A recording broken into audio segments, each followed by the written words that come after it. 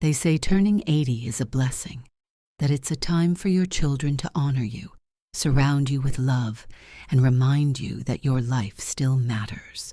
That's what they say.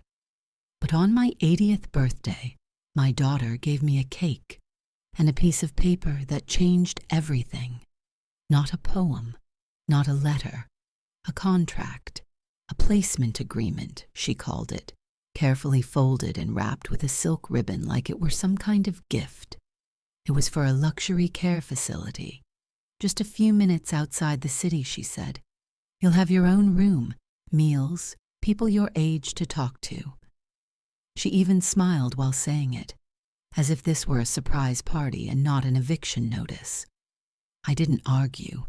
I didn't cry. I just nodded and asked for one more night under the roof I had paid for, in the home I had built with my own hands, brick by brick, long before she was old enough to write her name. She agreed, probably thinking I was surrendering. But what my daughter didn't know, what no one in that house knew, was that I had already seen this coming, that I'd quietly prepared for the moment when I would no longer be welcome in the very life I helped create. And what I did the next morning, well, let's just say no one at that birthday party will ever forget it. Do you want to know what happened next? I was 42 when my husband passed. One minute he was mowing the lawn on a Saturday morning. The next he was gone, collapsed in the middle of the yard with the scent of cut grass still fresh in the air. A heart attack, they said. Quick, final. I remember standing on the porch calling his name, and when he didn't answer, I knew. Somehow, I knew. Deborah was only 11, too young to lose a father, and I, too young to wear widowhood like a second skin. But grief doesn't ask for permission. It just moves in, sets itself at the dinner table, and waits to see if you'll break.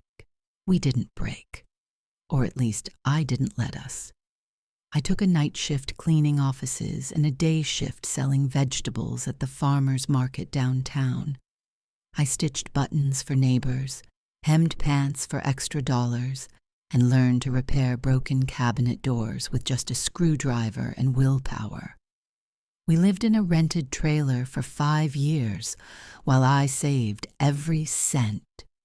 When I finally bought our little house on Maplewood Lane, I wept. Not because of pride, but because I'd kept my promise. Deborah would grow up with a home of her own.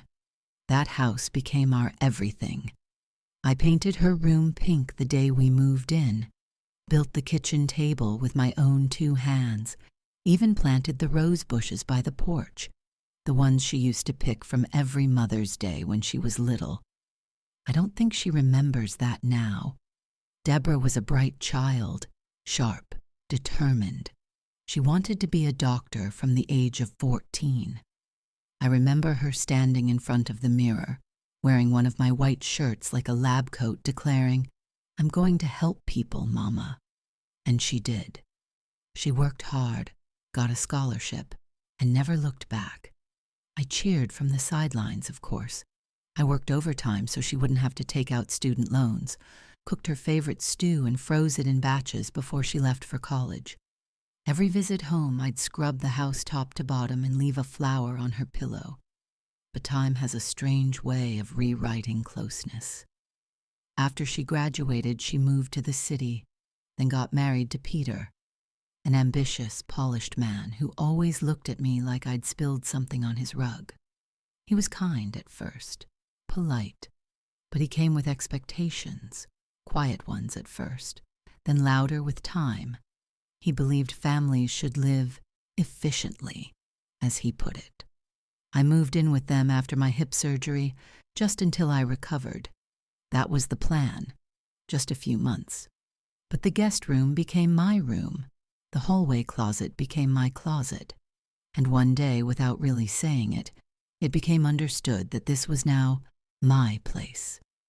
The house was still mine, on paper, but not in spirit, not in the way it had once been. Peter would suggest improvements, new paint, new kitchen fixtures, and say things like, "Eleanor, we're modernizing the space. Hope you don't mind." They painted over the rose stencils I'd added to the pantry door, took down the quilt I'd hung above the mantel. At dinner, they spoke about things I wasn't invited into: stocks, travel plans, Peter's clients. I'd ask a question, and the conversation would skip past me like a flat stone over water. Then came the changes I couldn't ignore. The dining table shrank. "We just needed more space in the room," Deborah explained. My framed wedding photo, once on the hallway wall, was moved to a box in the basement. The room I'd been staying in, my room, was repainted for visiting guests. I was moved to a smaller room off the laundry area. "It's quieter there," they said. They were right. It was quiet. Quiet enough to hear every word not said. I knew what was coming. You can feel it, deep in the bones, when you're no longer wanted. It starts with polite corrections, then decisions made without you, then distance, emotional, physical, a chasm that used to be love. Peter began bringing up options, always with a smile, always with phrases like comfort, independence, your own space. He showed me brochures of retirement homes, each one cleaner and brighter than the last. "These are some of the best in the state," he said, tapping the glossy paper. "Think of it as a fresh start." I did not answer, and Deborah, my daughter, my only child, never looked me in the eye when he spoke. She'd just sit there, quietly folding her napkin, as if hoping the silence would spare her from guilt. I told myself, maybe they were just concerned. Maybe I was imagining things. But then came my 80th birthday. Deborah planned a celebration. Nothing extravagant, just a small gathering at the house with close friends and neighbors. She baked my favorite lemon chiffon cake, even placed a happy 80th banner in the living room. For a brief moment, I allowed myself to believe, to think. Perhaps I had been wrong. Perhaps they did still want me here. People came and went, shared stories, took pictures. Deborah played hostess. Peter poured wine.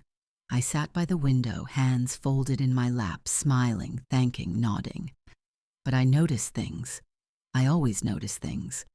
Like how no one asked me to make a speech, or how they kept mentioning transitions and new chapters, or how Deborah kept glancing toward a small square box near the mantel, wrapped in silver ribbon.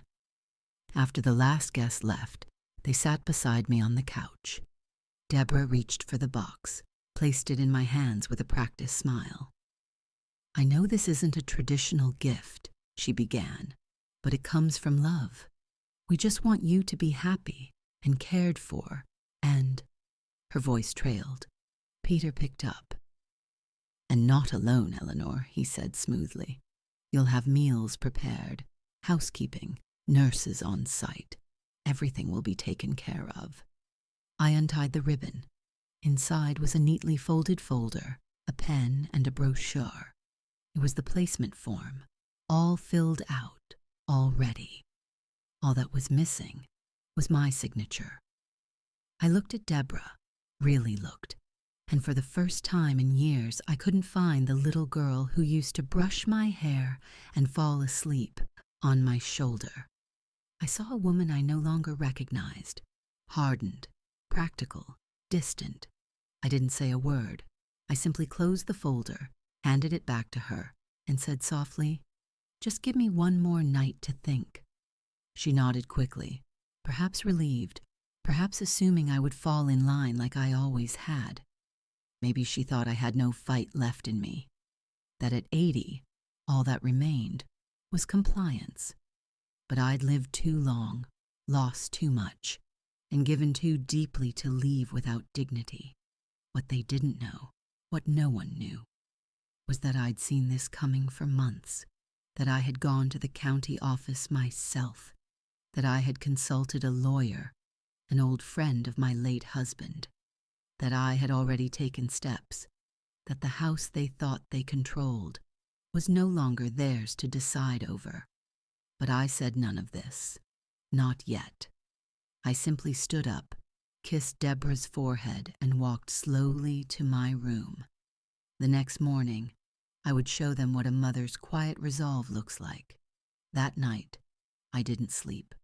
Not because I was shocked, not because I was heartbroken, but because everything they had done, all the coldness, the careful omission of affection, the hollow kindness, had finally come full circle. And I needed to sit with it, to look it in the eye.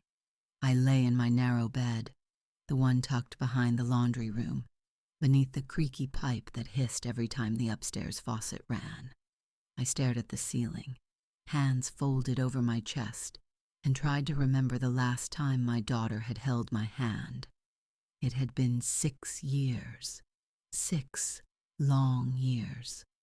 She'd hugged me tightly on the day she'd passed her board exams. "I couldn't have done it without you, Mama," she'd whispered, crying into my neck.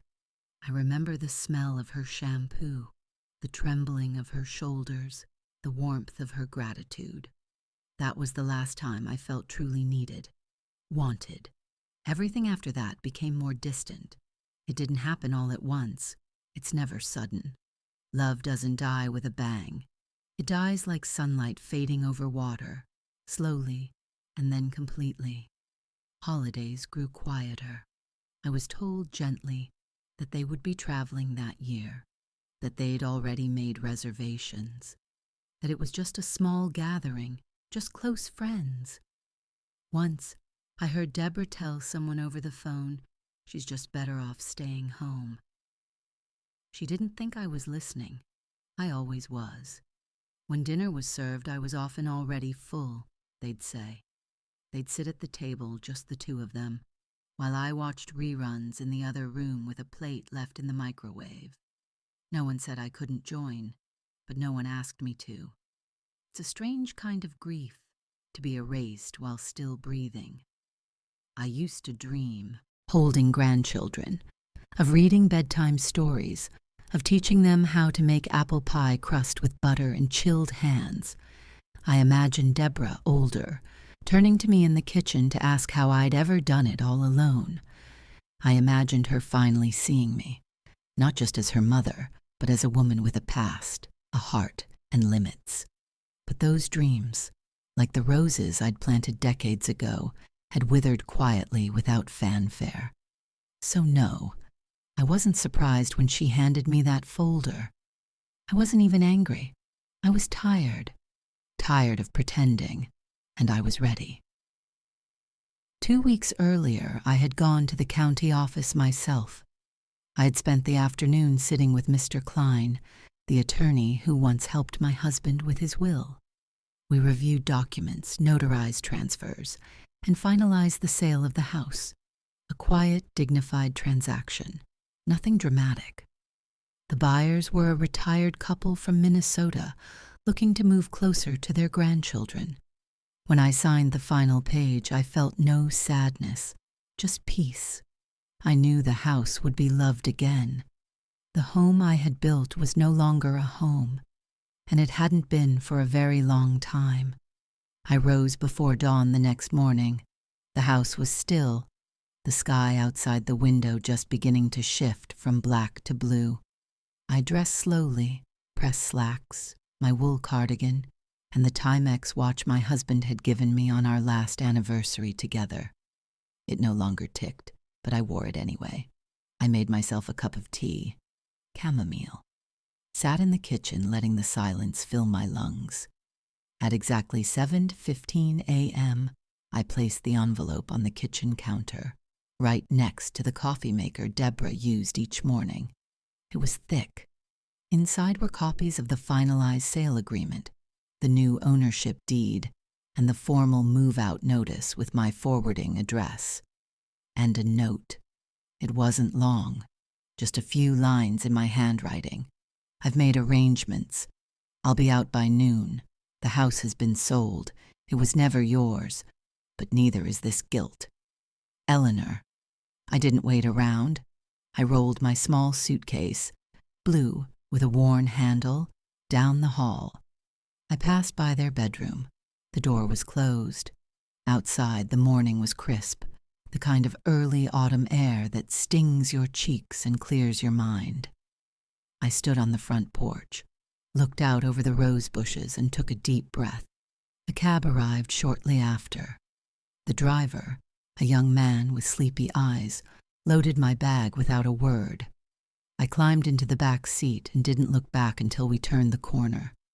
At 9 Algrissim, I received a call. It was Deborah. Her voice was a jagged whisper. "What did you do?" I said nothing for a moment. Then, "I did what you couldn't." A pause. Then Peter came on the line, his voice sharp and rising. "You can't just... This is our house. You had no right." "It was never yours," I replied calmly. "You just stopped asking whose it was." And then I hung up. I had nothing else to say, nothing else to explain. The facts were simple. The house was mine, and now it was someone else's. That was all. They would have to find another place to live, another place to decorate with neutral tones and filtered smiles, another place to forget where they came from. I arrived at my new apartment just before lunch. It was small, modest, some might say, but it was mine. A one-bedroom on the second floor of a quiet senior community, with a view of a garden and a maple tree that turned the color of fire in fall. The manager, a kind woman named Rochelle, helped me carry in my things and showed me where the pantry light switch stuck a little. I liked her immediately. I unpacked slowly that day, placing each framed photo on the shelf with care. I brought only a few: my wedding picture, a snapshot of Deborah at age 6 holding a paper crown, and one of me and my late husband at the county fair, beaming with snow cones in hand. That evening, I made myself a bowl of soup, turned on the radio, and watched the sun set behind the branches.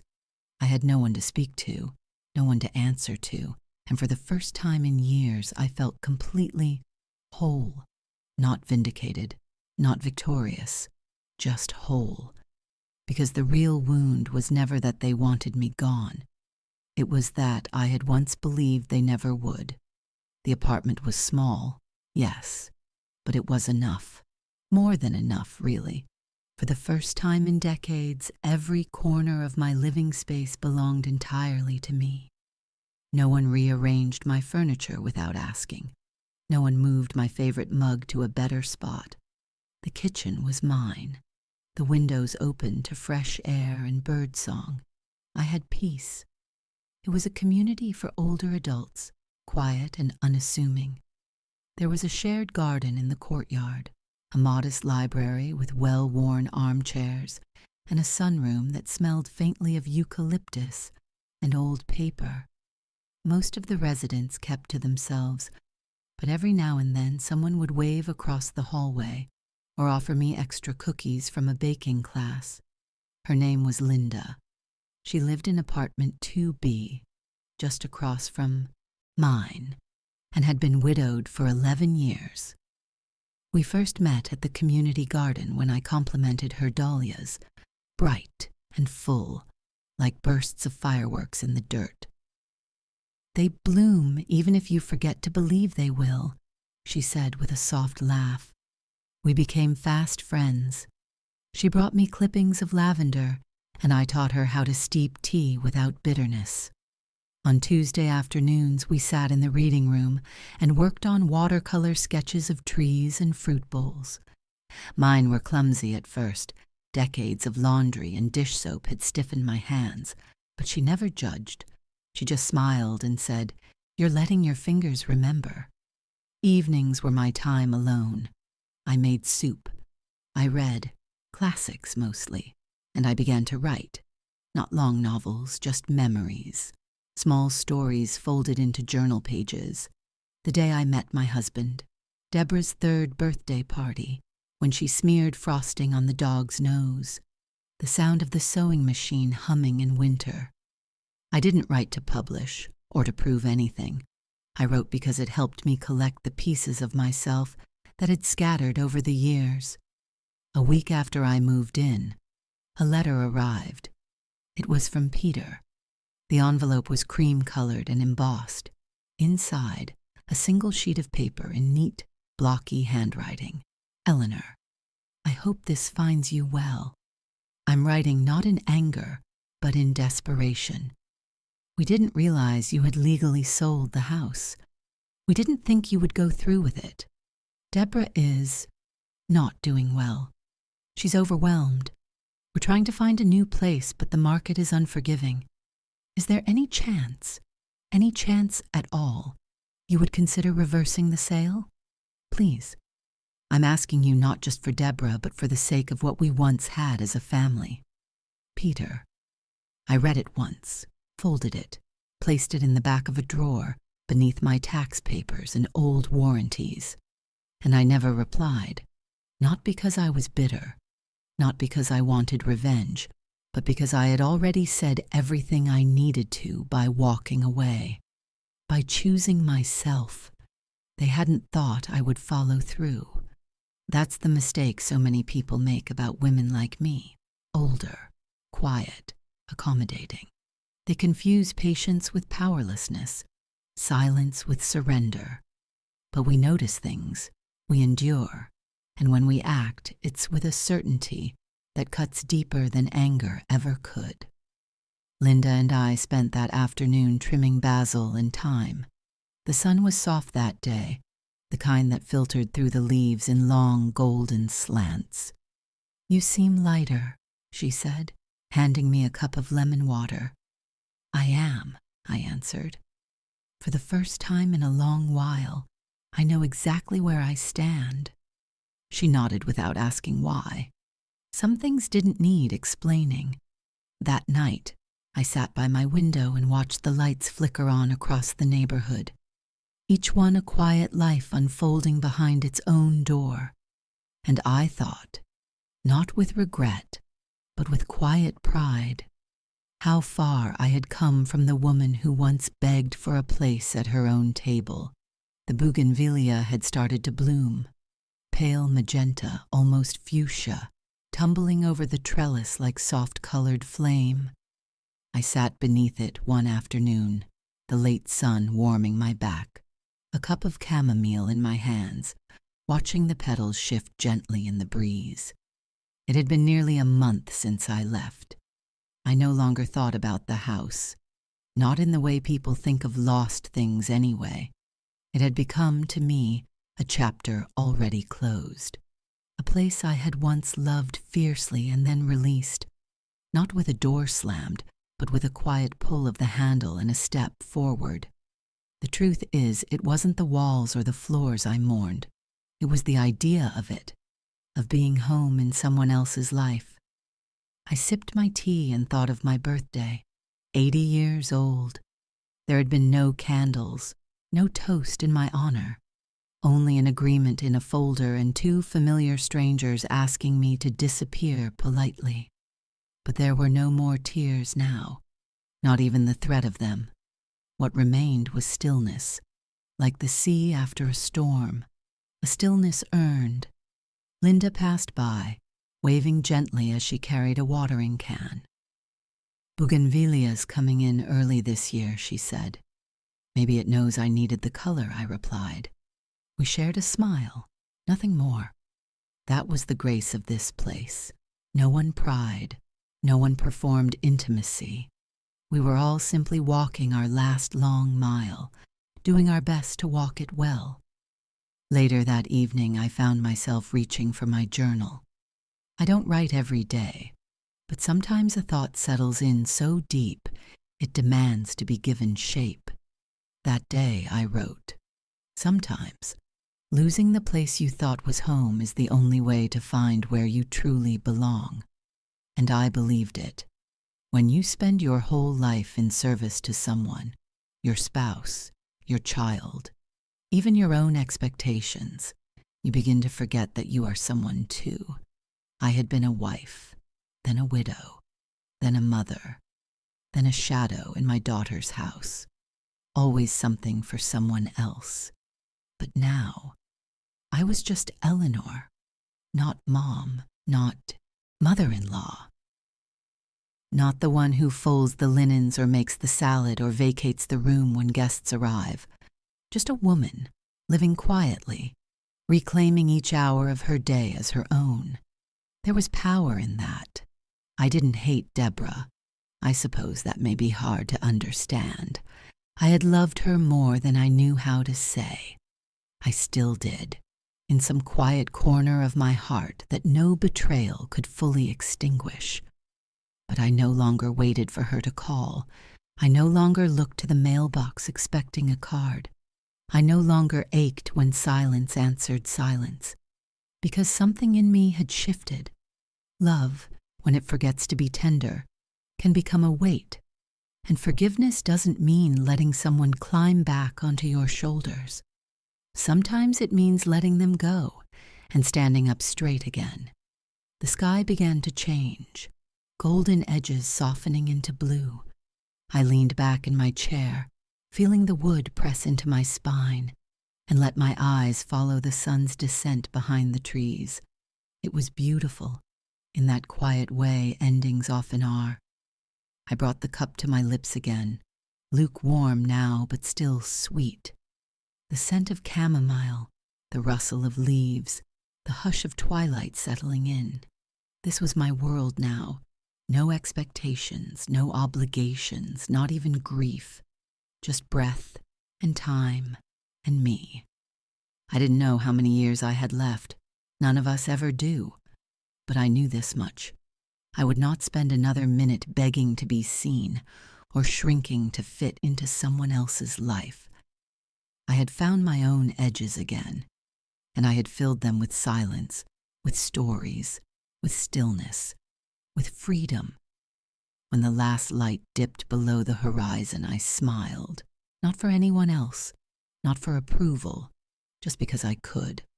I was not a mother in that moment. I was not a burden. I was not forgotten. I was simply Eleanor, and for the first time in a very long time, that was more than enough.